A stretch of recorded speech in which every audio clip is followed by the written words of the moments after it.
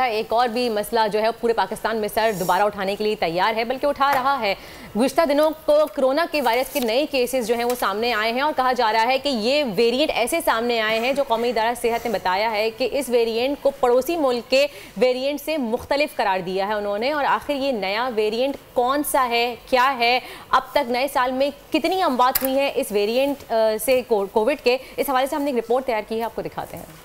Corona, Omicron और फिर alpha gamma बेटा और ना जाने कितनी नई इक़साम। साल 2023 के पहले हफ्ते में मोहल्लिक मर्स ने 2 पाकिस्तानियों का शिकार किया। कौमी इदारा बराए सेहत के मुताबिक पिछले 24 घंटों में कोविड के 3,942 टेस्ट किए गए, जिनमें से 19 मरीजों में वायरस की तस्दीक हुई, जिसके बाद कोरोना के मुस्बत केसेस की शरह 0.83% रही। कौमी इदारा सेहत का कहना है कि ये किस्म चीन में फैलने वाली BF7 नहीं है, बल्कि XBB है। माहिरीन सेहत ने आवाम से मास्क और समाजी फासला रखने के अलावा एहतियात की अपील भी करते हुए नज़ला, जुकाम और जिस्म दर्द की सूरत में फौरी तौर पे हॉस्पिटल जाने का मशवरा दिया है। यकीनन हम जानते हैं कि जब से कोरोना आया था तब से ये वायरस म्यूटेट कर रहा है, यानी अपनी शक्ल बदल रहा है, यानी अपनी ताकतों में, अपने अटैक के तरीके में, अपने अब जो सिम्टम्स होते हैं वो चेंज हो रहे हैं। और अब यकीनन और कितने इसके वेरिएंट्स आएंगे किसी को कुछ नहीं मालूम, कब तक कोरोना रहेगा कोई कुछ नहीं कह सकता, लेकिन ये मालूम है कि इससे जान छुड़ाना बहुत मुश्किल हो गया। मेरे साथ मौजूद हैं शाहरुख सिद्दीकी साहब, फोकल पर्सन है सिंध कोरोना सेल के वर्दा।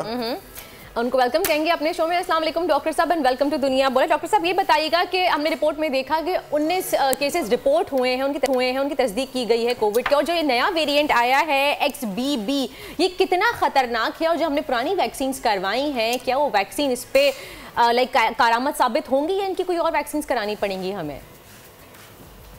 वालेकुम अस्सलाम जी। सबसे पहले तो मैं आपको ये आगाह करता चलूं कि ये हमारे पास नया वेरिएंट नहीं आया है। ये XBB1 या XBB11 ये वेरिएंट है, सब वेरिएंट कहलाता है। ये ओमिक्रॉन एक वेरिएंट है कोविड का, उसका बेसिकली कोविड के 4 वेरिएंट हमारे पास पाए जाते हैं, अल्फा, बीटा, डेल्टा और ओमिक्रॉन। तो ये XBB1 जो है ये ओमिक्रॉन का सब वेरिएंट है हमारा। और बाकी जिस चीज से हम लोगों को मजीद खतरा लाहक था वो था ओमिक्रॉन का सब वेरिएंट BF7, जो कि गालिबन आपने सुना होगा चाइना के अंदर पाया गया है। वो वेरिएंट बहुत ज्यादा मुल्हिक है, बहुत ज्यादा खतरनाक है, उसका वायरल लोड बहुत ज्यादा है। बेसिकली RO होता है रेप्लिकेशन नंबर, जिससे हम वायरस की इन्फेक्टिविटी को रेट करते हैं।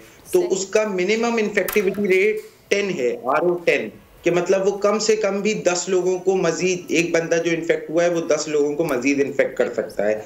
तो ये सिलसिला होता है। इसके अंदर आप ये कंफर्म कर रहे हैं, क्योंकि मैं सोशल मीडिया पे कल बड़ी पोस्टें देख रहा था, कराची में नया वेरिएंट आ गया है कोरोना का, आप कंफर्म कर रहे हैं कि नया वेरिएंट नहीं आया है? जी, नया वेरिएंट अभी तक नहीं आया है। BF7 जिससे हम लोगों को असल खतरा लाहक था वो चाइना में ही है अभी तक। अब इसका ये सिलसिला है कि चाइना के अंदर भी यही XBB1 या XBB1 ओमिक्रॉन के दूसरे सब वेरिएंट्स वो म्यूटेट होकर BF7 में तब्दील हुए हैं। तो हमें इस चीज का खासा ख्याल रखना पड़ेगा कि हम लोग इस वायरस को मजीद म्यूटेट होने से रोकें। And the best way to prevent new variant is to slow the spread of the virus. तो हम लोगों को सबसे पहले जो हमारी एक्टिविटीज है, जो हमने जीरो कोविड पॉलिसीज पे चले गए हैं तकरीबन हमारी पूरी कौम, तो हम लोगों को वो वापस अपना लेनी चाहिए, ताकि उसकी वजह से ये होगा कि हमारे मजीद वेरिएंट आगे नहीं म्यूटेट हो पाएगा और हम लोग खासा नुकसान से बच जाएंगे। सही। डॉक्टर साहब एक सवाल करना चाहूंगी, यहाँ पे बच्चों के स्कूल्स रिसेंटली खुल गए हैं। पहले कहा जा रहा था कि बच्चों को कोविड से खतरा नहीं है, लेकिन फिर भी उनकी जो 12 साल के बच्चे थे उनसे बड़े थे, उनको वैक्सीन करवा दी गई थी स्कूल्स में या कॉलेजेस में। लेकिन अब दोबारा से स्कूल खुल गए, जो प्राइमरी सेक्शंस हैं, क्या उनमें भी कोविड का ये खतरा दोबारा पाया जा सकता है?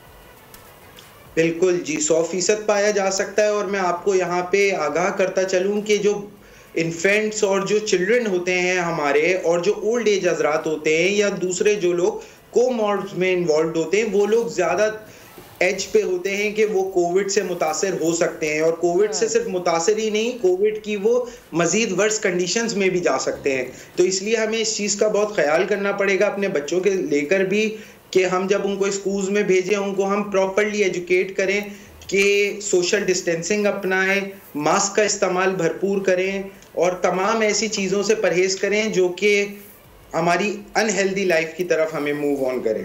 सही, बहुत बहुत शुक्रिया डॉक्टर साहब, thank you so much. Doctor Siddiqui focal person के हमारे साथ मौजूद थे, उन्होंने वाज़ेह कर दिया है कि हमें दोबारा से प्रिकॉशन की तरफ जाना है अगर कोविड से बचना है। आप बार बार हाथ धोएं, मास्क पहनें और सोशल डिस्टेंसिंग का ख्याल रखें और बिला वजह किसी गैदरिंग में ना बैठें। लेकिन मैं ये सोचने पर मजबूर होता हूँ कि जितनी सख्ती चाइना ने की थी कोविड के ऊपर, मैं नहीं समझता कोई और मुल्क कर सकता था। वहाँ ऑफिस जाने से पहले PCR टेस्ट होता था, ऑफिस से घर आके फिर PCR टेस्ट, फिर वापस जाते रोज 4 PCR टेस्ट, मास्क, बड़ी सख्ती थी वहाँ पे कि यहाँ तक किसी को कोविड होता तो उसके घर के बाहर आके ताला लगा देते कि वो बाहर ना निकल सके।